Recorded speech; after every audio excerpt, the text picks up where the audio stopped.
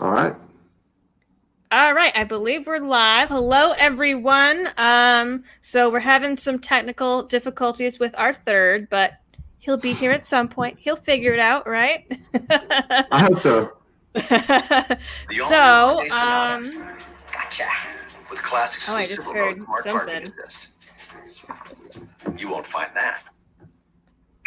With class Oh, I just exclusive heard smart parking something. assist. I'm hearing You won't something find that. somewhere. From me? Yeah, I think it's from you. I'm hearing something somewhere. Yep, I'm hearing myself. Hang on. I'm just going to shut that off. Okay. All right. So, let's see who's here. I know that I saw a lot of people here. Still Maniac 88 is here and hopefully safe because it looks like there's some bad things going down in Maine tonight. Sam Colt is here. George Washington, apparently, probably no relation. Jesse Meek is in. Mike White is here. Trashman 4444, of course. He is here every week. I saw Q was in. Squid Monkey is here. Aaron Wing. Fixed Bayonets. Sam Colt, Moreau family. We've got the whole gang in here today. Andy Robichaud, John Morgan, Nick Knox. Apparently, someone from Korea is here. Nice. So that's cool. Please don't get taken away to a black site somewhere. And we already have a couple super chats, so I will read those out and then a couple quick housekeeping things. Let's see. They were testing out to see if super chats work before we go live, and apparently they do. Jesse Meek says, "Hello, this thing on. Can you hear me in the back?" And Fixed Bayonet says, "Dear doll, you PO'd my favorite Spurg. Thank you. He needed it." And I saw, let's see, Sam Colt says, "Happy Valentine's Day," and happy Valentine's Day to you. And all right, that's what we've got for now. So, couple quick housekeeping things. Is Jerome Bell here? Hmm? I'm looking to see if Jerome Bell here is in here. He's in the running in the second district, second congressional district. You might be able to see. So I've never been on the other. I've never been on Oh, your he's side here. He's here. of this. You see him? Okay. Yeah. Oh, and Madison just came in. It's Hello. There we go. Hey, We how's did everybody it. doing? Amazing, right?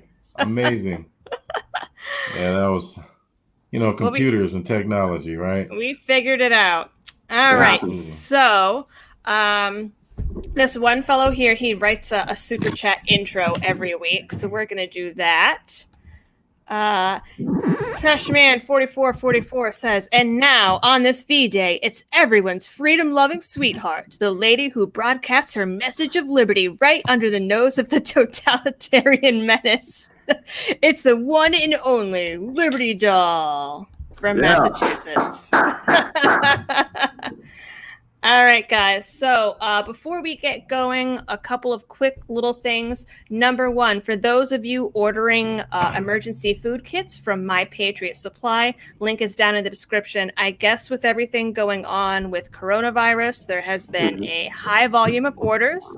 So there might be some delays, a day or two on the shipping. So they might not always be able to do the 2-day shipping. There should be a notification when you order it to let you know if there's going to be any impact on that. That's number one. And number two, for the rest of the month, still going on, if you use my link to join USCCA, you will also be entered for a chance to win $25,000, which could possibly buy you some really good storage or a boat that you could possibly have an accident on and lose some precious cargo that the government then won't know about. So keep that in mind. And so today we are joined by James Spivey and Madison Downs. They are both running for state Congress in Virginia. James, That's federal. Federal. Oh, Yeah. okay. Yeah. That's even better. Yeah. So you're in the 4th district, and Madison, you're in the 3rd. Correct. All right.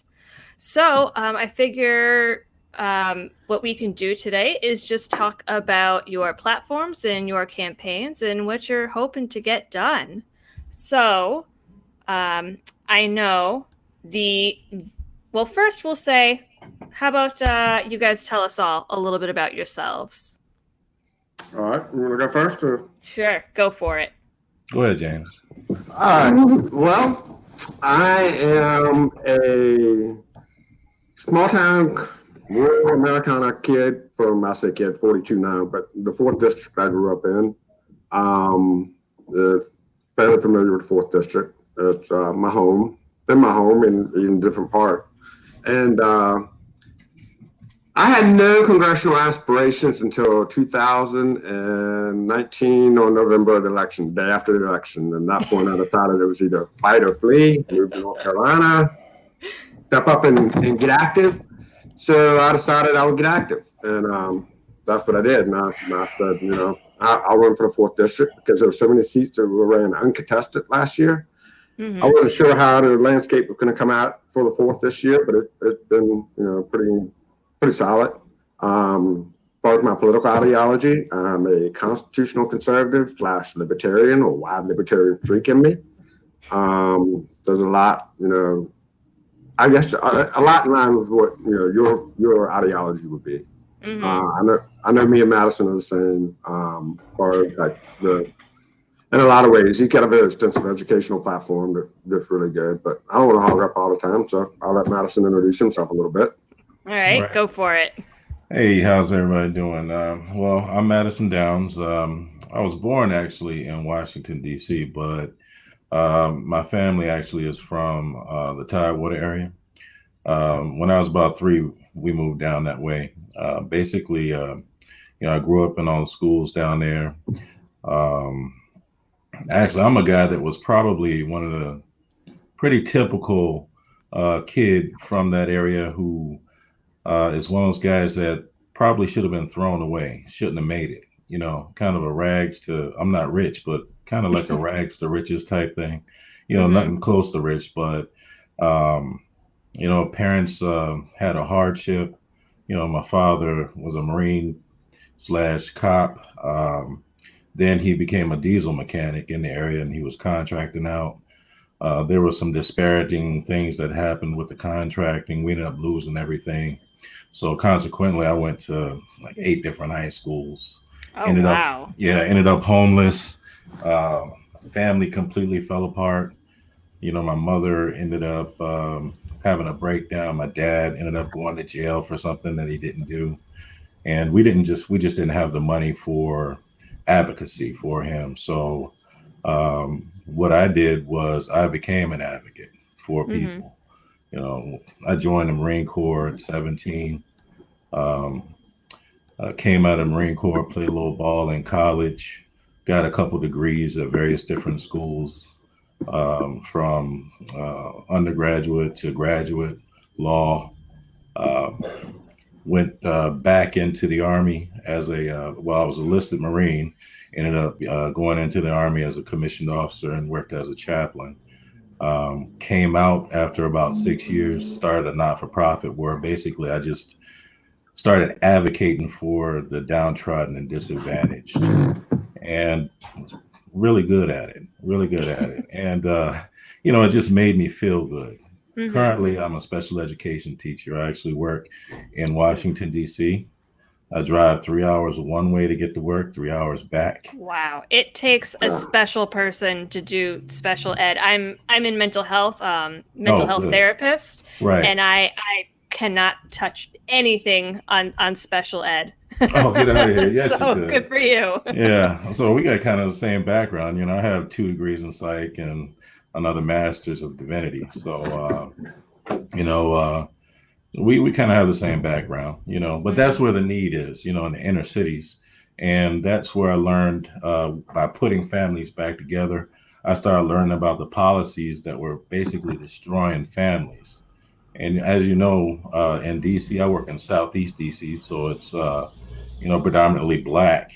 And I could see how the policies were destroying families. And so, I decided I wanted to do something about it. Makes sense. Mm-hmm. So,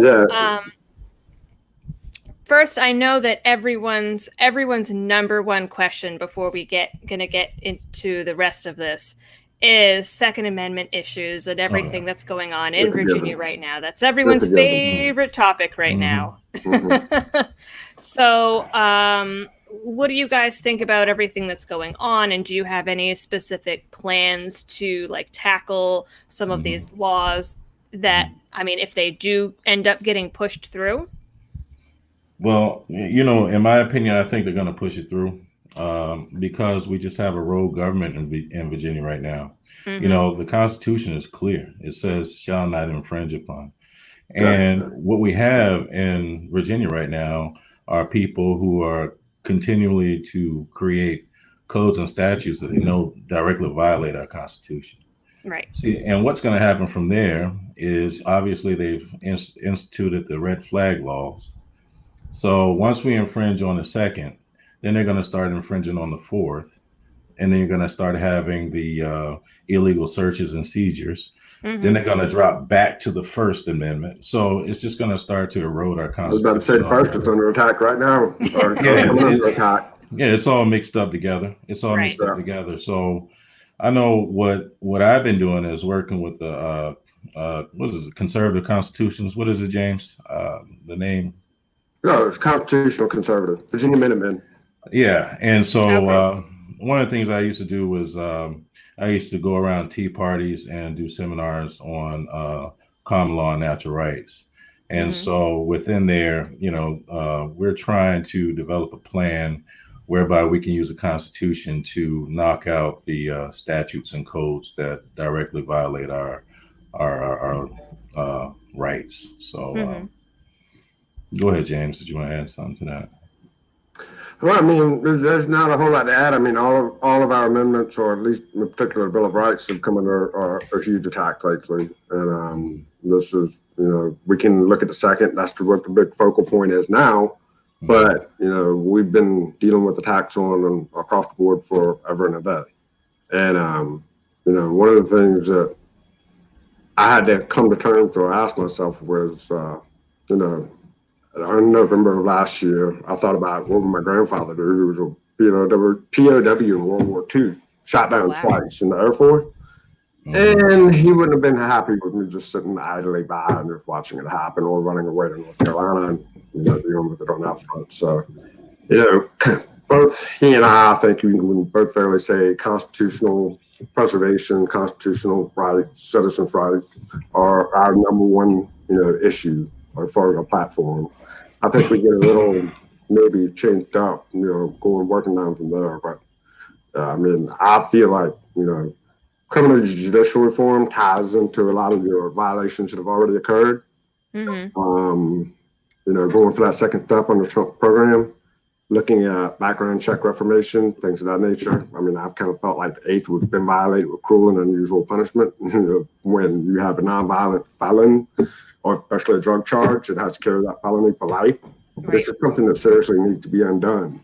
And in a fast way, if we want to be a culture of redemption or a society of redemption, because we're not giving people, that make people mistakes path to redemption. So.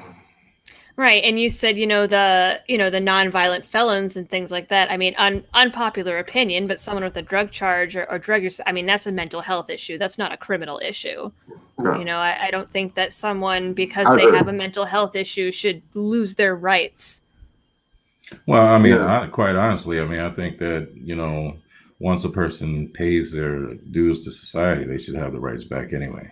Right. What's the point of saying that you paid your dues to society if you can't be restored or made whole? It's a discussion that, as America, we need to be having this discussion. Right. Absolutely. And we need to address it head on, because too many people, are tied up in the system. I mean, I have family members. I'm sure we all have family members tied up in the system trying to get out. But see, that's what it's all about, though. It's about getting people tied up in the system. There are lawyers sitting back behind these desks. They're writing these codes and statutes. They're creating laws that are going to turn everyday law-abiding citizens into criminals overnight. Meanwhile, whether it's the right to work, whatever you look at, it's going to be a mound of paperwork. These lawyers are going to be getting paid off of it, and we're going to be the ones left out with a handout. So, it's all a money grab and a power grab by the Virginia government right now. Absolutely. Oh, I'm going to answer one of your questions. Renee, I just saw one of the questions show up. She said, am I partially deaf? I'm actually legally deaf. And you mix that with a Southern twang, and it comes off really just different. Well, I'm not having an issue, so that's good. You also had mentioned the First Amendment being one of the ones that's being attacked. I know that there was that bill that was introduced about making it illegal to criticize politicians on the internet. 1527, I believe.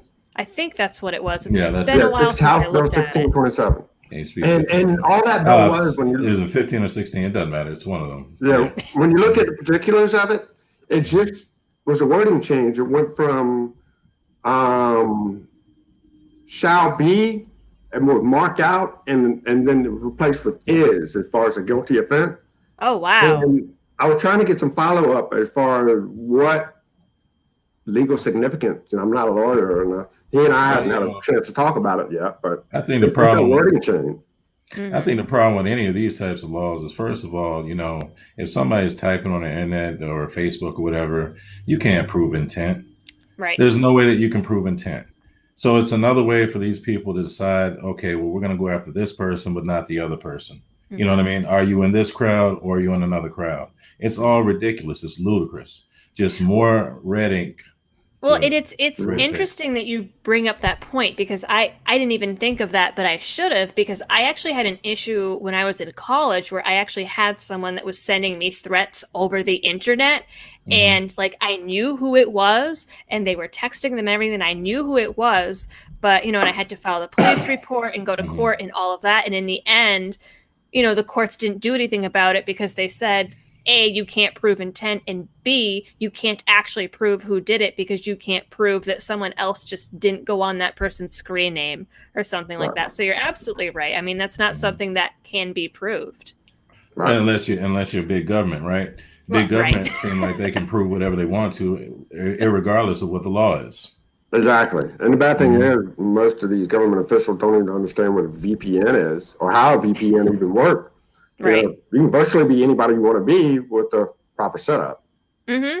Definitely. Excuse me, I got this lingering cold trying to get over. No problem. Coronavirus. Yeah. Oh no. Oh no, better get your mask. Yeah, right. So what would you say, I guess we'll start with James. What would you say is like one of your top issues in your platform? Outside of what the two we really mentioned? Yes. I say two because of the criminal judicial reform. How I would one of the big things that we need to start looking at as from perspective or from the lens of citizens to our government is how technologically challenged they are. I work in the business of automation, AI, machine learning, things, Internet of Things, cloud, but more on an applied basis. Taking the component, making them fit in the industry, and gathering the data to start building a platform for predictive analytics and trending. I know it's an unpopular name, but the name Andrew Yang from the Democratic nomination process, he, in my opinion, his solution for garbage, but his vision for what was going on or the problems that we were about to face as far as autonomy, AI leading to process autonomy is a big deal. I mean, it's a really big deal. I mean, my job is basically to eliminate everybody else's job in factories and industry. So I can see it from that front. He's not wrong. And getting more technically minded people in Congress to make some of these decisions is vital. Or we're just going to be letting Silicon Valley write every piece of legislation that we have. There's actually a casino locally here, and they just did, there's just an article in the news that the casino is eliminating drink servers and actually replacing them with drink serving robots. That's a real thing. I mean, it's not entirely surprising to me. There's so much technology out there that hasn't been rolled out yet because of public perception. And what I mean by that is, if you were in Baltimore, Maryland, and you saw a vehicle coming down the road with no driver in the driver's seat, people wouldn't really think that big of a deal. I mean, they're kind of exposed to it, they've heard about it and everything else. But if you got in rural Americana, I mean, in the mountains of Virginia somewhere, and people have heard about it, but they've never seen anything that even resembles it. So if you have a vehicle going down the road with no driver in the driver's seat, that's going to cause wrecks. I mean, people are going to see it and they're going to be like, freaking out and crashing the vehicles. So public perception is a huge, blockade or holdup for a lot of the technology that's available, but hasn't been rolled out yet. Well, I mean, and one of my biggest arguments, I guess, against big government is the fact that it is so technologically obsolete at this point and just hasn't kept up with the times. And I mean, even just in the matter of like healthcare, for example, every private insurance does everything electronically now, and like the government, like Mass Health here, that's the state-run insurance here, or like Medicare and Medicaid still do everything on paper, and it takes them 6 months to do anything. or if they're doing it technologically using computers, they're not staying up with the stock. For example, if a person has, say, a parent who maybe needs dialysis or whatever, if they make those orders, a certain product may be out of date. They're not staying up with the product, So I know for a fact that there are veterans at the Virginia VA who basically are being left out in the cold because they're not staying up to date with the products that they need. So that's definitely something that we need to work on, and that's something I'm going to tackle. Yeah, that's happening. I just got a call from someone today who had that problem. So, oh wow, yeah, we're going to work on that. In that regard, is the government or a lot of government insurance, particularly medical insurance, they constantly roll out new software. By the time they get one figured out, they upgrade to a whole new system and a whole new system and then a whole new system. And it's all about spending money in the terms of government procurement, which definitely needs ever since I went into business for myself, I've seen government procurement is amazing. And every year, right? New iPhone, another $800. You got the government out there ready to drop, $1 billion on a software package, or 1 year, 3 years later, hey, let's drop $3 billion on a whole new software package. It's like, you haven't figured out the first one yet. Right. And so, Madison, what would you say is one of the other big issues on your platform, or that you're concerned about? Yep. So my background consists of, you got law, the psychology piece, the education piece, and the theology piece, right? So obviously, as a special education teacher, I think we need to tackle the education piece from a multifaceted approach. Number one, we need to revamp the way that we are working with our public schools. For example, like President Trump said in his address a couple of days ago, we need to put vo-tech schools in every school. Every high school in the country needs a section where we have vo-tech. What's happening in our schools right now is we're losing half the population in grade school because they're losing interest in what's going on. We're not catering to whatever their gifts are. Some people may be gifted in speech or writing. Others may be gifted in how the gear mechanism works, or electricians, or whatever the case is. And a huge part of raising IQ is exposure. You have to be exposed to something. So, for example, and I don't like this idea of we're going to just build this tech center and that's going to be the school over here, and then we're going to have another one over there, because every student needs to be exposed to it. The other piece to that is when we start having children coming out of school with tech jobs and then go right into the workforce and not become debtor slaves. What I mean by debtor slaves is, nowadays kids, the ones that barely make it through, they end up going to a liberal arts school. They can't afford it, hundreds of $1,000s in debt for the rest of their life. and people are having a hard time paying off those loans. What happens is you have created a debtor slave. We need to stop that. It's better off. You're better off if you have someone over 4 years making money, putting themselves in a position because they have a trade, putting themselves in a position where they can create a nest egg for themselves. If they want to start a family, as opposed to, and then at the end of that year, get into another apprenticeship or whatever the case is, finish that up, and they're making what, 50, 60, 70, no, 70 or 80K. All right. Because you're going to start out probably 40 or something like that. Or higher. I don't know what the numbers are specifically, as opposed to coming out with $100,000 debt.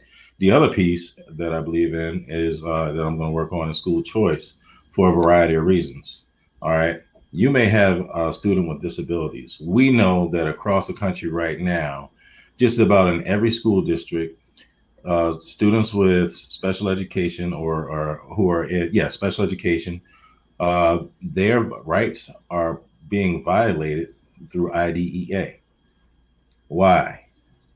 I don't know. It could be the funding, lack of staff, lack of the program. If a kid is ID or ED, they don't have the proper training. A kid may have autism. So that person, type of staff that's trained inside the public school to take care of those needs. So therefore, if those needs are not being met according to the contract, the IEP or special education contract, then the IDEA is being violated. So a parent may want to put their child in a school of their choice that provides for that student, or there could be a religious exemption. There are a variety of reasons why a person or a parent might want to decide to, or it may be in a bad part of town. They don't want their child walking through a bad neighborhood. So there are a variety of different reasons why I think school choice is a good thing. To touch on a couple of things you were just talking about, when I bring up the technological aspects of it, the trade schools and the vocational schools, these are all great things. One of the biggest problems that we have right now is how out of touch the trade and vocational programs are, because I know they say those that can't teach, and there's some truth to that, but there's such a shortage of qualified, competent, trade workers on the marketplace that you don't have a lot of people available to teach. And not only that, they're still trying to teach 1970s, 1980s methods, and still thinking that people can only learn one trade when people are capable of learning multiple trades and learning how, and they're going to have to in this new electromechanical mechatronics era. And so, yes, I agree to the fullest extent that we need to be revamping that program, but we need to be putting more education into that without the general class education. It's about collegiate. And another issue that's really hot on my plate is pro-life.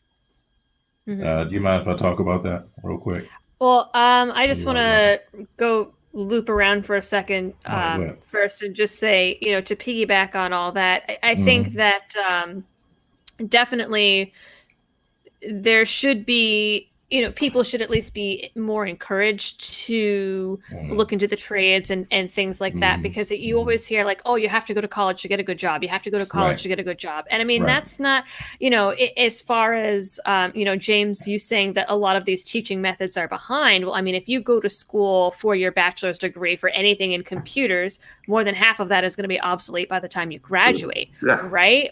And yet you could do one of those like 6-month like coding boot camps online and come out with even better information.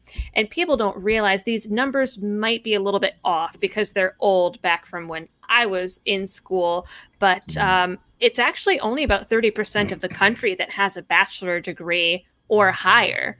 And people assume I'm a college dropout. Oh, well, there you go. And I decided to go do it the hard way on OJT.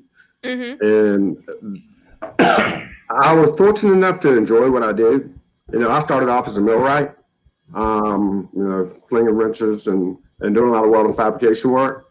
Then the automation aspect of it, when I was in my early 20s, captivated me, and I loved it. So I started having to go through the electrical realm and got to the automation aspect of it, became a controls technician, and that just kind of led to one thing to the next to the next. And I started getting heavy into autonomy. And, now I'm actually working on a couple patent for energy harvesting, autonomous energy harvesting or solar harvesting. And so I've seen, being in a managerial position for the last 8 years before I went into business for myself, I had 3 kids who were under the age of 27. They were pulling down 6 figures. Wow. Yeah, I mean, that's it. That's it right there. I mean, no student debt. I mean, these kids were out of high school. Nice. Went through a little bit of an apprenticeship program. Then it was a matter of learning multiple things, becoming a multi-crafted technician. And they were rolling in money. I mean, they had overtime that went with it, but they were doing well. Mm-hmm. And we overlook the fact that, people with trades, that's how America got built. That's how the world got built. You can't just overlook those people. People who do that. It goes back to like my father being a diesel mechanic, blue collar. And we got to make sure that we're looking out for hardworking blue collar workers, So. And one of the comments that the machine learning will make programming obsolete. And there's a lot of truth to that too. Right. So I'm going to go in and read some super chats, and then Madison will get back to you because you had wanted to talk about pro-life. So Let me grab these first. So Jesse Meek says, welcome, Mr. Spivey, to the best of Liberty-based news on the internet. Oh, thanks. The Phoenix of Liberty says, hey, doll, would you mind if I posted some shameless self-promo? I mean, hey, do it up in the comments, I guess. Robin says sponsored. I mentioned 2 of them. I've been forgetting to take my drinks, though. Robert Chappelle says late notification again. Happy Friday. Robin says she was unsubscribed twice by YouTube this week alone. Interesting. But I'm here for their best efforts at oppression. And then Aaron Williams says that trade skills are important. And that is very true. They just need to be upgraded. Well, no. All right, so Madison, you wanted to talk about pro-life? Yeah, I mean, that's another huge platform for me, and, the thing about me and running is, in order to be a good advocate, you have to, the great advocates are people who can empathize with people, not just sympathize. So, in my life, I've been through a lot of things. So I've been through some ups and downs. I've been homeless. I've been mountaintop, you name it, and all of my experiences, I'm proud of, and they caused me to be able to help people and to understand where they're coming from. Like this, with pro-life, the first thing you think about with pro-life, you think about what? Abortions, right? Mm-hmm. Especially with this idiot in Richmond talking about even killing babies after they're born, but just making them feel comfortable while they expire. He's a nut. It kind of makes me wonder, how are you a doctor and whatever happened to the Hippocratic Oath? You understand what I'm saying? It's a bad one. Good question. So moving on from that, it also has to do with the medicines that are being given to our wives and our daughters and even our sons, whether it be vaccines that can cause autism or whatever ailments, to giving contraceptives to little girls, which is in the schools. Another reason why people want to do pro-choice, because they're trying to force people to take these shots, that can cause sterilization or whatever the case. Mm-hmm. Recently, around Christmas time, my daughter almost died. Oh, wow. Yeah, she, just like a lot of other young ladies, has a, irregular flow. And so you go in, you get a contraceptive, it's supposed to curb all that. I have a wife and 2 daughters, so, I'm married for 23 years, and I'm the only guy in the house. So, you learn a couple things. Accurate. Right. Yeah. So, she gets this medicine. She started the medicine in November. A month later, which is Christmas Day, she comes to me, bent over, hardly can breathe, and has to be rushed to the hospital. We get to the hospital, and they say, well, she developed a bilateral pulmonary embolism, which means that she had blood clots in both of her lungs. Mm-hmm. They tried to check the genes and try to, oh, well, it's in the family, blah, blah, blah. No, it was from That is one of the side effects of birth control, I believe. Absolutely. Especially birth controls that do mess with the estrogen levels. Mm-hmm. Okay, so ladies need to watch the estrogen. Okay, so the coagulant and then mixing with a certain blood type, which my daughter's is a certain blood type, that clots quickly anyway. So she heals fast, you know. So the coagulant, which is a clotting agent mixed with her blood type, caused her to have these clots. But they didn't do anything. They go to the family doctor. They didn't do anything to check the family history, to check any, you know, they didn't talk to us, even though she's 21, but still. Mm-hmm. You know, I get all that. You know, they're giving medicines without checking the background. Right. This is a part of birth control as well. I mean, this is a part of the pro-life piece as well, because the other piece that we learned about these medicines that they're giving young ladies is we had to go to the hematologist.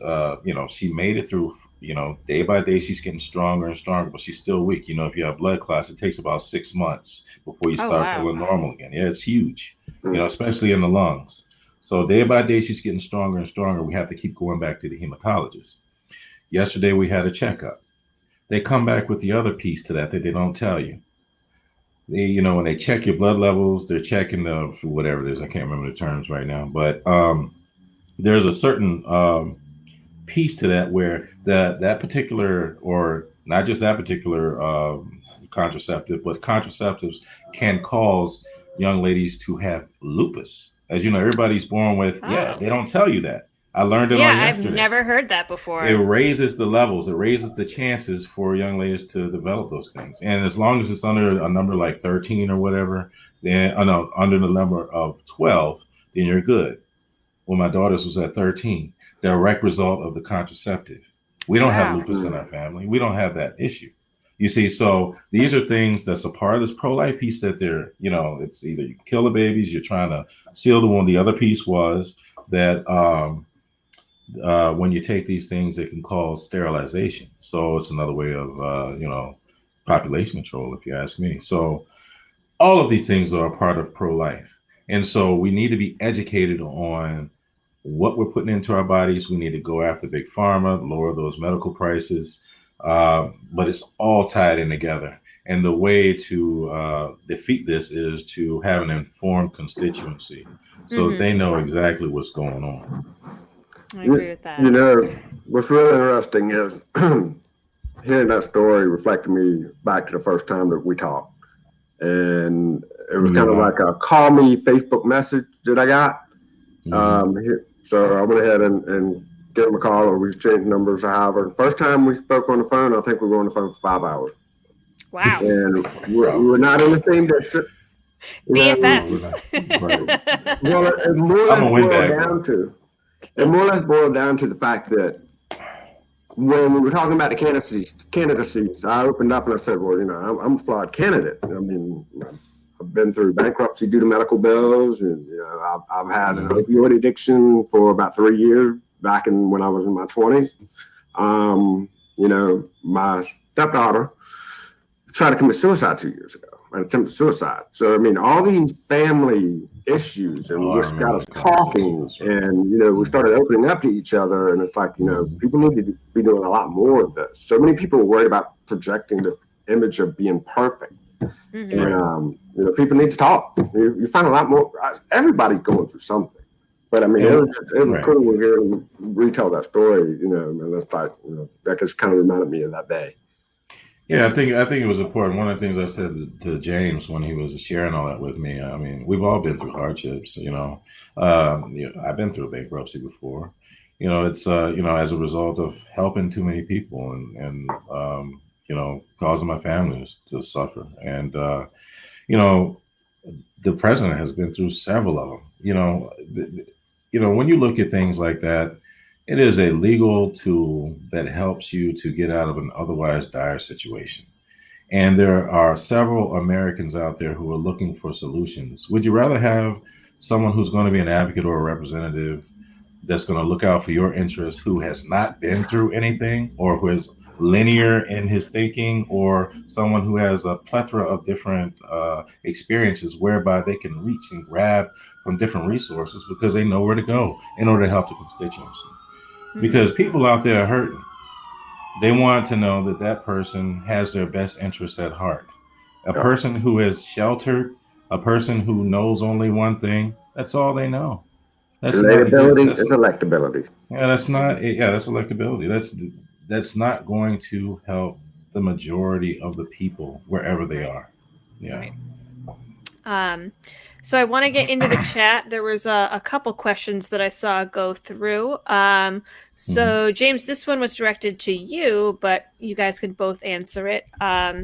So Dragon's Talon, haha, 1001 says, Mr. Spivey, what would you, I'll put it on the screen actually. Must be a gamer. He must be a gamer. What would you do to get the government out of private businesses? In essence, putting a stop to picking winners and losers in the private sector. That's a good question. It is a good question. I mean, it's a good question, but it's kind of like there's a lot of nuance there. And I mean, as far as what industry are we looking at as far as private business goes. But one thing about it is you want to watch the private sector get screwed up and let the government come in and think they can run it better under the circumstances. When I think it comes to, a lot of people might mistake when I say we need more technically savvy people to guide the digital age or the fourth industrial revolution, the era of AI, whatever you want to call it. I don't mean get involved. I don't mean heavily regulate. I mean in the sense of setting guidelines that they're going to follow more for the and utilize the trust court, the antitrust courts, and then break up the monopoly, set digital bill of rights, do all these different things that need to occur and need to occur quickly. But there's a lot of ways you can get government out of business. I mean, it needs to happen in a lot of ways. In some ways, it's been beneficial, but very few. And vote red. You don't want somebody like Sanders in there who wants to shut down the coal industry, shut down all the businesses, create an army of government workers, and have everybody on government cheese. Right. Aaron Wing says these two men would do a better job running Virginia than all those tyrants currently in. Thanks, Aaron. Thank you. We like to think so anyway. Let's see. And actually, this one just came up too. Says, please thank Mr. Spivey and Mr. Downs for being so candid. It is so refreshing to listen to the two of them. Gives me some hope for the future. Oh, that's nice. That's very nice. That's nice. And then a few shouts of get government out of our homes. Yeah, absolutely. That's huge. That's huge. They need to stay out of our business. It's almost like the castle rule no longer applies. That's the big government issue. That's the push with the red flag laws. It goes back to that Second Amendment, the red flag. Even though they try to, you have the psych background like I do, right? Mm-hmm. So good and well that if you do a health and welfare check, there are procedures that you go through. You don't just, it may or may not be true. The person may have just had a bad day. That doesn't mean that there's a mental health issue and that you need to take their weapons. You know what I mean? Right. Things like that. There are steps that need to be taken place. Well, I was going to ask, I'm assuming that there are mandated reporting laws in Virginia, correct? Yeah, there are. Okay. And do you guys have Tarasoff duty to warn? In Virginia? The Tarasoff laws, duty to warn. Do you guys have that as well? Tarasoff. So so that would be like if somebody is threatening that they're homicidal, then something they would be evaluated or something too. You mean like forced evaluation? About that, right? Yeah. Okay. Yeah, I think I don't know the specifics on the law regarding that, and you would think that I should, given the fact that I was an intensive in-home counselor and used to go in and do all that stuff. You know what that is, right? From what I've heard, I can't remember off the top of my head. Go ahead, James. I was gonna say, from having dealt with, like, for instance, for my stepdaughter, if it is, they ended up committing her for a mental evaluation, psych evaluation for about 2 to 3 weeks.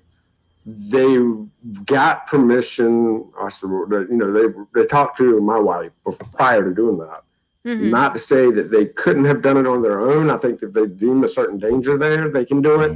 But Right. generally, I think it has to, a family member has to be involved in helping make that push. Mhm. Which at that point, when they're in the hospital and they're trying to recover from OD, and the family member's like, yeah, do whatever you got to do. Let's make the problem at least heal. Start the healing process. Right. But I mean, so my point was, I mean, I always say, when there are laws and procedures like that in place, then there is no reason for red flag laws. Right. It's kind of just because extra. I can remember going over and helping families out, and that a person may have suicidal ideations or whatever the case is. Of course, the police come. They escort them to the hospital. They get checked out. I think it's like a 72-hour period or something like that. So it's a mandatory thing where they are observed. So yes, you're right. There are laws already in place, and that's the issue. That's the issue with everything. Whether it be Second Amendment, just follow the laws. Whether it be immigration, follow the law. Mhm. Stop creating new law. Follow the law. If you can't follow the law, fire the person who does not follow the law. And put someone in there who will follow the law and the Constitution. Plain and simple. Mhm. So everyone right now, kind of like most people, all they really know about this things going on in Virginia, they know about Second Amendment. They don't really know what other issues are going on in the state. So like what other issues are happening in Virginia that people should know about, do you think? Oh, just about everything. I mean, go ahead, Yeah. Jameson. You were just It's hard to keep up with everything. I mean, how many bills did they pass overnight? I don't have the number in front of me, but I mean, normally I think they're trying to force down the throats of Virginians at least double the number of bills that the Assembly normally passes in a year. Wow. And I mean, it's just absolutely crazy. And they're doing it under the cloak of darkness at night. A lot of these bills.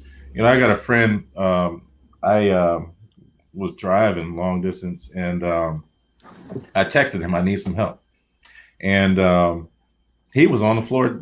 At that time, I didn't even. It's like constant. No, it wasn't that late. No, it wasn't that late. But well, I mean, that's what I'm hearing. It's going like that. So I mean, under 1 o'clock in the morning. Yeah, and if you burn the midnight oil like that, you're not up to anything good. You're up to some nefarious and scrupulous deeds. It's kind of like the in my district, I'll be running against Bobby Scott. Mm-hmm. Man, you cannot. Okay, what? You need to go. Okay. He was doing the cut. He got to do it. I was like, oh no, what's happening? Yeah. Okay. So you got the mayor who is his brother, who is married to his niece or something like that, and then Marcia Price goes and basically she tried to propose House Bill 4005, where she literally went on the floor of the General Assembly and tried to argue that constituents in the third were not responsible enough to own weapons. Just things like this. Just representatives that are going to, whether it be Richmond or Washington, that are completely disingenuous and have no idea what the pulse of the constituency is. And so. I mean, that's happening all over the place. And that's why I lie on every poll that I do. Every poll that I do, I lie. That's not a bad strategy, actually. I'm not giving you the easy way out. Right. And when are the primaries for you guys? Well, we're doing it differently. He's doing it different than I am. Ours is June. Ours is June 9th for Congress. Okay. We're doing a delegate convention in the 4th. Oh, that's right. You guys are doing it. Yeah, we have a primary and you guys have a convention. So, for the 3rd, we are having a primary. That primary goes on June 9th. So, everyone, I'm asking for your vote. My name is Madison Downs, running for the 3rd. Hopefully, prayerfully and What is it? I didn't hear. What'd you say? What is your name? I didn't hear. Madison. Madison Downs. Madison Downs. I'm Madison Downs. Madison Downs. All right. You got one of the cool names. It just rolls off. Yeah. It is a very good name. Right to it if you wanted to. Well, they think I'm female until they meet me. Can you imagine what they're thinking? That they're probably, it's a pretty name. They're probably thinking some pretty young lady, and then they see this. I can imagine that you're my Valentine's date. Mm-hmm. Well, I know when this is my Valentine's date right now. Well, when James reached out to me and was like, "Hey, like, can I come on the show?" And then he was like, "Oh, I can bring Madison Downs with me," and I like Googled Madison Downs, and I was like, "Oh, okay." Right. Yeah, I get it all the time. It's a lot of fun. I was named actually after my grandfather, Madison Bird. So, it's just same here. Now I wasn't named Madison after my grandfather, but I was named after my grandfather. Right. Over in the super chat here, Jesse Meek says, "I'm sold. Can you two just go ahead and run for president and vice president?" Thank you so much, Jesse. Maybe one day, right? Maybe one day, anything's possible. This could be possible. We got to win these. Well, I got to win the primary first. So I got to win the convention. Yeah. So Madison, you had mentioned briefly somewhere about drug prices in healthcare. So I guess both of you, what are your stances? Healthcare is like a popular thing right now that we keep hearing about in the Democrat primaries. So what are your guys' stances on healthcare? James, I guess we'll start with you. I'm a big fan of a lot of people now in the private healthcare sector have a plan called health spending account, where, as far as you got the flexible spending account, and you get the health spending account. And the objective of the HSA is to become self-insured. Mm-hmm. Now, that's the long-term objective. Now, I personally don't have the answer, but I have an idea that I could bring to the table. And my idea basically circles around starting accounts off for people that are born during the HSA format. In other words, we'll start off with someone as soon as their Social Security number is listed to an income, and there's a certain allotment, like 2% allotment, that's taken out and is put to a third-party group that would invest that money, and it, all tax deductible. Government doesn't handle it. But it's an account that's built up, and it must be, 50% of it reinvested into American business or goods or commodities. And the point of it is you do this long enough, and during your good years when you're not going to the hospital as much, you have that to fall back on, or at least, we have that to fall back on, so we're not defaulting, or having people default due to medical bills. I mean, taking over my medical insurance, no, that's just a bad idea. But I get the need to have to push people into things to have some type of coverage. But the biggest thing we need to do is strive to get prices down. And that has a lot to do with the government regulations driving prices up. Yeah, a lot of those regulations are driving the prices up, and also they're causing people not to be as what do you call it when you're experimental, coming up with new medicines. We need to open up the market, I think, so that we can have competition. We need to put the FDA to work. Well, there's the FBI. There's the FBI. The FDA. Them too. Somebody's texting me or something, like, while we're talking. There's the FDA, but first of all, we need to scale give people the opportunity to scale whatever plans there are down to their specific needs. A young man shouldn't have to pay for someone else's abortion or be worrying about what a full family would have, that sort of thing. Secondly, we need to open up the market to competition, so that we can have, so that we can have, that will lower the prices, So right now, Just across, yeah. So, that it's so streamlined right now. That's a huge issue. Thirdly, I would say if anybody tells you that they have a plan that they think will work, right off they're lying. They're lying, because it's something that you really have to study. You have to go in and study what's causing, big pharma to be what it is. Is it something nefarious going on with big pharma? Is, what exactly are the issues? And I don't think that we've really had a comprehensive investigation or study on what exactly is happening. And that's where I would start. And then I try to open up the market and, subtle changes. Yeah. Subtle changes. I know that here so in Massachusetts, we have something called like Mass Health / Romney Care, and it was actually the model that Obamacare was based off of. So we've had an individual mandate since, I want to say, like 2008 or something like that. And the minute that our individual mandate went in and the Mass Health and Romney Care went in, prices went up. And then, of course, with ACA, prices went up again. And I think competition in the market is huge because, there are so many things now that insurance companies are required to cover. Like, I'm self-employed, so I have to buy out of pocket. And the cheapest plan that I can, first of all, there's only 3 companies that are on the private market now. Yeah. Right. And the cheapest plan I have is still $550 a month and literally doesn't cover anything. I have like a $12,000 deductible and like $50 to $75 copays. I mean, I'm never going to hit that. I'm a pretty healthy individual, but that's the only thing that I can get. But there has been that's nuts. I've seen a couple clinics in, I think, New Hampshire, and there's some in like Oklahoma and stuff like that I think have an interesting idea. They do sort of concierge services. So they're, doctor's offices that have like x-rays and labs and all this stuff on site, and you pay them a monthly fee, and then all your medical care is covered for the month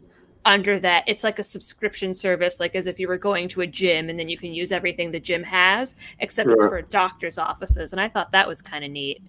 I mean, it would be if it's a private offering. I mean, if the company itself is saying, okay, you pay a monthly installment and you never have to worry about any healthcare issues again. You're paying us to be the insurer, the financier, everything else. I could see where that might have some play there. While we're on the subject, legalizing weed, marijuana. I mean, I say legalize and privatize everything, but that's just me. I'm saying that. Yeah, I don't have a problem with that at all. I mean, one, it cuts down on crime, but one of the things you have to worry about once you do that is establishing new codes and statutes, on travel and things of that nature. So, but yeah, I think it should be legal. I don't think people should be going to jail for something like that. It's especially when you consider the fact that other states have already legalized it. It would be something different if it wasn't legal anywhere in the country. Cheaper than Ambien. For people that have insomnia, cheaper than Ambien. Yeah, it's legal here in Massachusetts recreationally. I think it's only up to a certain amount. But what's interesting is even though it's legalized, the town that I live in has continuously blocked having pot shops or like dispensaries come into the town, which is kind of interesting. So everyone's going over the border, which is like 10 minutes away to the next town. But since legalizing it here, the cops have been pretty bored, actually, in this little college town. Yeah. But in my mind, when we think about the fact that it's been legalized in other states, my mind jumps directly to common law. Common law is basically precedent set upon precedent, and you're looking at where the precedent has been set. So whenever it was legalized, whether it was by a judge or by legislature in whatever state, then the precedent was set. So therefore that establishes a common law. The issue that we run into is when we run into these rogue jurisdictions that want to deviate from the precedent. Okay. And so that is when you have inequity in the justice system. Mm-hmm. Okay. And that becomes a larger issue, is the inequity of the justice system when it's legal over here and it's not legal there. So it's a larger issue that we have to look at when we're talking about it. So it's a bigger issue than just weed. That's what Tim Anderson was talking about and making somewhat similar reference to about the leaving to the city to decide their gun-free zone, and how you get caught up in the inequity or the unequal distribution of the law from place to place, and that will be a service and entrapment measure. Mm-hmm. Exactly. And as you know, a lot of minorities get caught up in that, and that's a problem. Mm-hmm. So we need to work on it. If it's going to be legal in one place, it needs to be legal all over the place. We don't need to have, and it goes back to my advocacy piece. The poor and downtrodden, because they have a certain class group, which is what King Norton wants. He wants class groups now, or caste systems, or whatever the case. One group is going to be okay and the other one will not be. That's a problem. We need to make sure that we have equity. How much of a libertarian are you? Me? No, I was talking to Liberty Dog. Me? I know that. I know from what I've heard. I've never heard you talk about the financial system. The financial system? Yeah. Well, what do you mean? I mean, like fiat currency, Federal Reserve Bank. Oh, well, so I like Murray Rothbard's writings on the subject, particularly his writings about ending the Fed. Personally, I'm Are you a Milton Friedman fan? Huh? Are you a Friedman fan? Friedman, some of his things, some of them, I think, was he one of the ones that talked about the UBI? He said you have to do away with the welfare system. Oh, yes. In order to do his form of what he talks about with UBI, but he also talked about, income inequality or wealth inequality, and then using like the negative income tax method to kind of help solve those issues. I mean, I was just kind of curious because that's one subject I hadn't heard you speak on. I mean, I love a lot of your subjects about culture, like mansplaining and the different. I mean, that's great stuff. And I was kind of curious where you stood on that. Well, Milton Friedman, I haven't read a whole lot of his works, honestly. I've mostly read like Murray Rothbard and things like that. But honestly, like market capitalism, free market economics, I don't think there should be a minimum wage. I don't think there should be any taxes. But I realize that that's not realistic to just sort of like hit the big red button. So anything that would reduce taxes and reduce the welfare system to more of like a private model, I think would be better, because honestly, I've worked with the state Department of Mental Health, and then I've worked in the private sector, and on in the mental health and finding people housing and food and all of this, the private sector did it better in every instance, hands down. Right. I mean, go ahead, James. Yeah, I mean, I agree. I think President Trump was talking about that with the VA, and the VA is a huge issue, and so obviously it's heavy on my mind because of what happened today. I'm concerned about a constituent and whether or not I need to step in there. But I also have a friend who is actually still active duty, who basically injured himself, broke a bone, and went into the hospital, and several times had to, because he was waiting for so long to be helped, had to leave and go back to work. So it took him about 3 separate times of going back and forth in order to receive the help that he received. So, the country is doing a huge disservice to veterans and soldiers and Marines and Airmen, our, military members with the health piece. So it's definitely something that is high on my list of priorities to make sure that we're taking care of our veterans, active duty, homeless, the whole nine. Yeah, I don't know much about the actual like healthcare side of the VA, but I know for like mental health, I've had several clients that just got fed up with like waiting forever at the VA and then ended up coming private to see me, but then it was like, okay, and I don't know, it like messed with their benefits and things like that. But I mean, yes, the VA is a prime example of why I think government should not be involved in these things. Even if they've gotten better, from what I understand.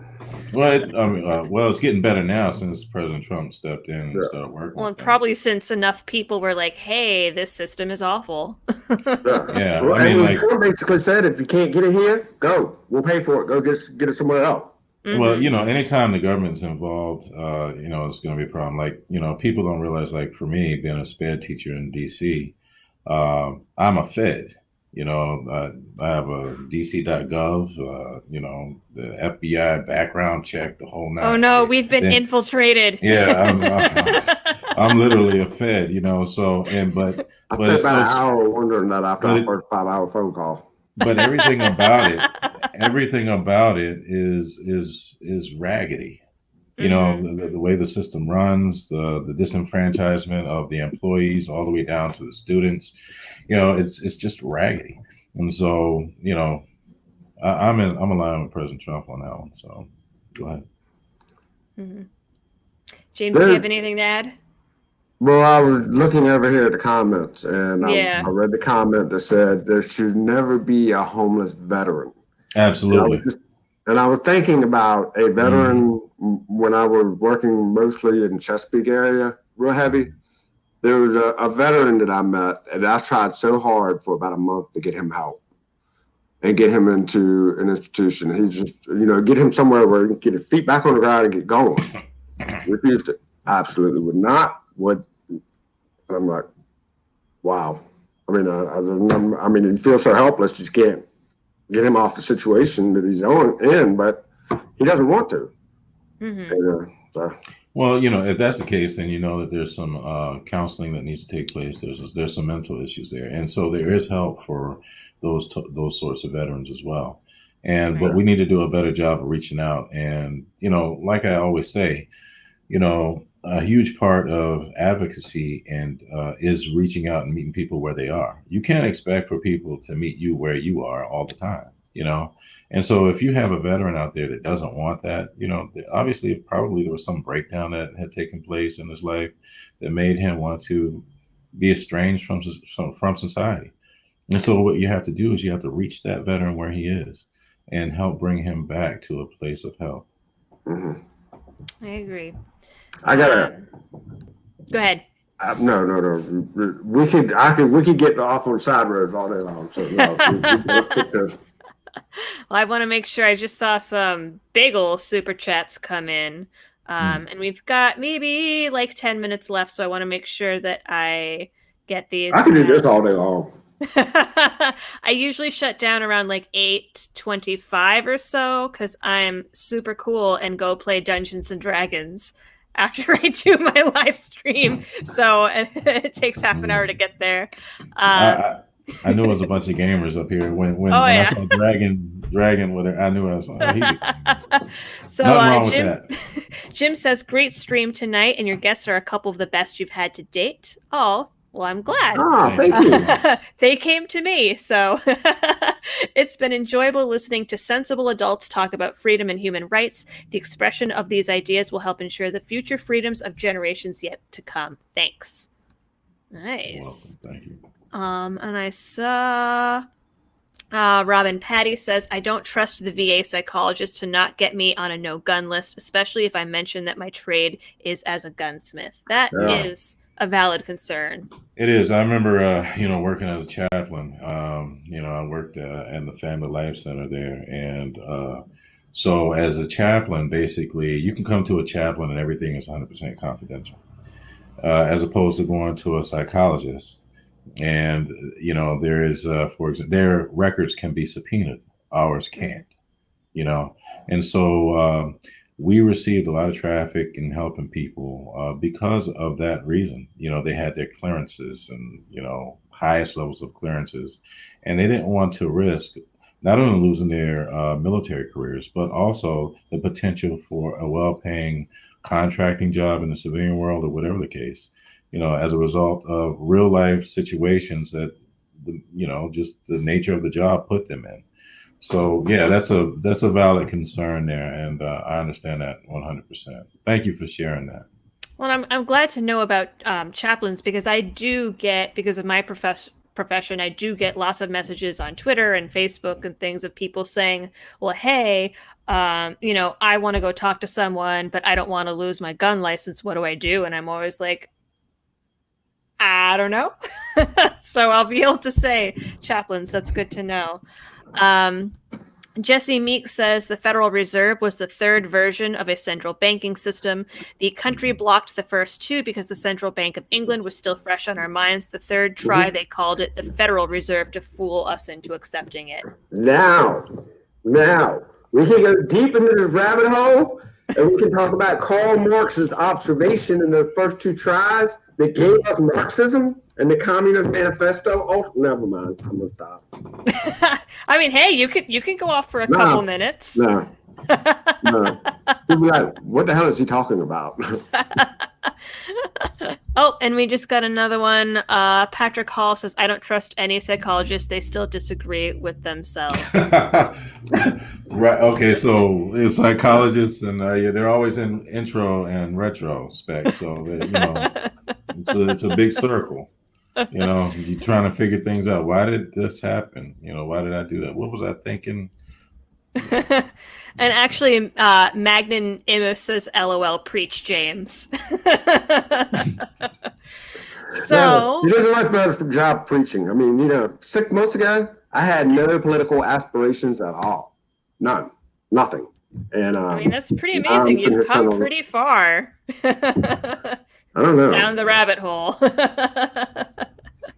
All right. Well, I'm going to pull up the last of the super chats here. And you guys want to give, I guess, James, we'll start with you. Any last words for the rest of the night? We're ending this? This up. I'm having a good time reading the comments and everything. But no, if the you guys are welcome to come back again. Okay. Absolutely. One of the big things that I think, your audience, before I get into the whole, where you can find me at on Facebook and everything else, one of the things I think that the Republican Party needs to be focusing on right now is building a working class wing within the Republican Party.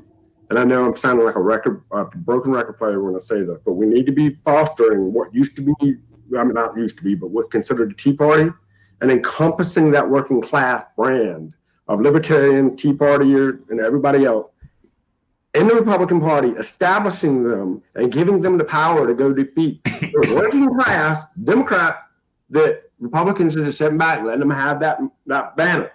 And it's like, this is not going to end well in terms of democratic socialism, communism, if we keep going off on this idea, whatever you want to call it, failure.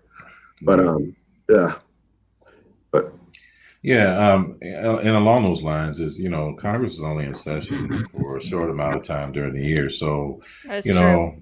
There are opportunities for us to be able to reach down and work with the local levels in order to cultivate and help certain programs and bring up certain other conservatives that can actually help the area out. So, that's definitely something that we're going to be working on. I think that in the past, and it seems like common sense where, one person, you can't do it all by yourself. And so, you go into a congressman's office, like in our district, Bobby Scott, he, a bunch of lip service or a bunch of unanswered phone calls or, whatever the case is. So, what we're doing is we're going to be bringing an entire staff, to Washington, and I hope to have all of them fully staffed, fully paid, so that we can handle and tackle each and every issue. To think that one person can do it alone is absolutely ludicrous, and that's probably the reason why a lot of the policies and everything that they're coming up with are failing right now. They've become so out of touch with the vast majority of the constituents. So just a completely different way of looking at everything, reaching back and working with our colleagues on the state level and making sure that the policies and procedures that we are legislating for are actually being put to good use, and money is not being wasted when we hand it down or write legislation for it to be appropriated, and it's being appropriated correctly. Now, efficiencies. Right. And having said all that, I would say, since we're coming to an end, in conclusion, my name is Madison Downs. I'm running for Congress in the 3rd Congressional District of Virginia. You can find me on Madison Downs for Congress on Facebook, or Madison Downs or Madison Downs for Hampton Roads. And please, please, please donate and contribute. You know, the incumbent has been there for 27 years. Oh my God. That shouldn't even be allowed. I was in high school. It's, you know, I was too. And I was so over in high school when he was a Congress. Wow. there's an issue with that, and we need to get him out of there. And so he has a war chest that is huge. It's humongous. And I'm going to need all the help I can get. So please go to my page, Madison Downs for Congress on Facebook, or Madison Downs for Hampton Roads. And please donate and contribute so that we can turn Virginia red again. Thank you. All right, James, your turn. All right. Well, I mean, the biggest thing I need to close up with is I can be found on Facebook at, James Spivey for Congress or U.S. Congress, Spivey for Congress. You can enter, several lead you to the spot. And yes, donations are a big thing. When I decided to start with this, I figured the energy would be so high that the grassroots level of fundraising would be easy because everybody's all hyped and we got to make change. And disastrous. I mean, there are a lot of things that can be said about Republicans. Grassroots level of fundraising is not good. Democrats have got us beat on that one. But there's Spivey 2020 link on there for WinRed. I know that I have to have roughly about $4,700 if I want to get on the ballot for the convention. Just for the convention, I gotta have about $4,700. And so it's a tough deal, and I gotta have that by February 21st. Next week, the end of next week. So I'm hoping some good donors show up, and you guys can find me on Twitter at Spivey 2020. You know my name; it'll come up. And but yeah, it's we definitely could use the help. So, Wow, I know I can, and I know he can. Yeah, absolutely. That's insane. So you basically have to pay your way onto the ballot? That's ridiculous. Well, I'm doing the delegate convention, so so the rules are different for this district. Now knowing what I know, when I didn't even know the RPV, which is Republican Party of Virginia, on their grassroots level. I didn't even know they existed when I decided to run for Congress. Wow. We're more like the idea of born in the garage around the workbench. Yeah, screw it. Time for the working man to kind of just step up and do this. And so it was like, now I'm learning so much on top of so much more involved in getting to the voting yay, nay, and understanding the legislation that's being introduced. I mean, money's a huge part of it. Jeez. Oh. All right, so that is where we're going to wrap up. Let me grab this last super chat here. Trashman4444 says, "Good night, Dolly. Drive safe. Stupid people are out there." That is true. They are. Living in a college town. I know. All right. Well, thank you both for coming on. And even though we had some tech difficulties, we got it working out. It was good. And definitely you guys are welcome back anytime. I was glad to talk about the issues. And I feel like we still only scratched the surface. But I know Jerome Bell. I reached out to him earlier. He's in the 2nd district. I reached out to him earlier, said, get on to the show. Talk about your platform. Sure. So, the Republicans need to galvanize together, but we also need to start coming to some realities and some understandings and truth about how bad we're losing and the reasons behind why we're losing, and the fact that just because Trump's winning doesn't mean the Republican Party or the Republican candidates have figured out to win as well. So we gotta work together and figure things out and change this. Mm-hmm. Well, I mean, it looks like you guys, from the chat, it looks like you guys have a lot of support here. So hopefully some of these folks are in Virginia and can place their votes in your direction. You do not have to be in Virginia in order to support us financially. Exactly. That is true. So please don't think that, look at what's happening with Bloomberg. They get money from all over the place. So we need money. If you got $2, make sure you give one to him, one to me. Absolutely. Yeah. So. Oh, and I just saw our last one. Andy said, that's weird. It didn't pop up. It popped up on one side and not on the other. But, Jesse Meeks says that you guys should come back every couple of months. And I'm willing to be regulars. I have fun. My podcast Virginity got popped tonight, and I enjoyed it. Absolutely. And then Andy, somewhere it's not popping up there, but he said, money is for you and Mr. Liberty Doll's date night. Enjoyed hearing from Mr. Spivey and Mr. Downs. Thank you both, and good luck with your campaigns. Thank all of you guys. Thanks for having us. So, everyone, thanks for tuning in and hanging out and asking your questions. I'm sorry we didn't get to all of them, but we'll have another one again soon. And so, everyone, thanks for tuning in and helping me to spread the message of liberty. Good night. Thanks. Enjoyed it. Thank you. Bye-bye.